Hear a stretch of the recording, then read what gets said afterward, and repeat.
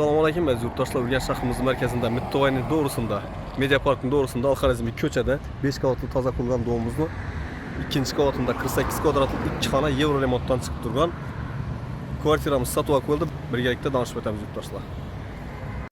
Yurttaşlar, ikinci kavata geldik. 48 kvadratlı yevro remontdan chiqib turgan. Bismillahirrahmanirrahim.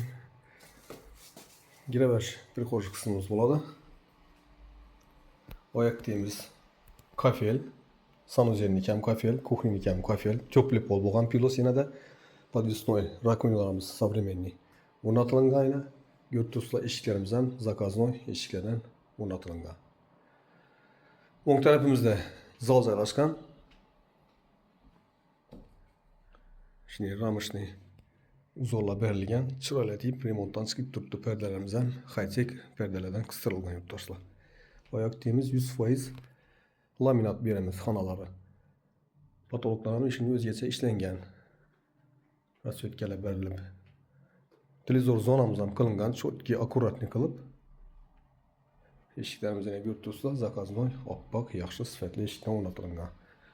Belarim необычный oboy urilgan, akkuratni bir göze yaqinli beremiz.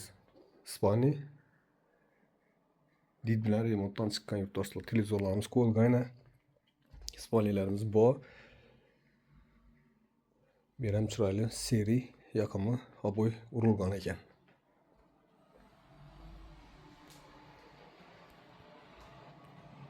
Birimiz sanuzel. Kabelden çıkan acayip restoranlar koyulgan su şilkelerimiz современный duşovoy kabina kılıngan.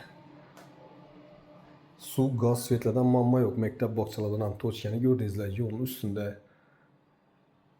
Alxarizmiy ko'chayni. Bu yerda yana kir mashin qo'yilgan, gaz plitalarimiz современный vitishkalari bilan moyka.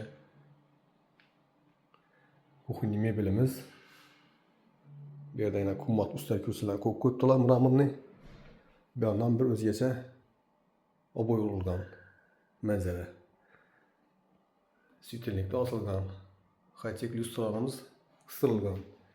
48 kvadrat yurtdoshlar, shunda narxini keladigan bo'lsak, $50,000. Ekranda gözetilgan nomerlarga chiqaverasizlar. Sog' omon bo'linglar, ishlaringizga omad.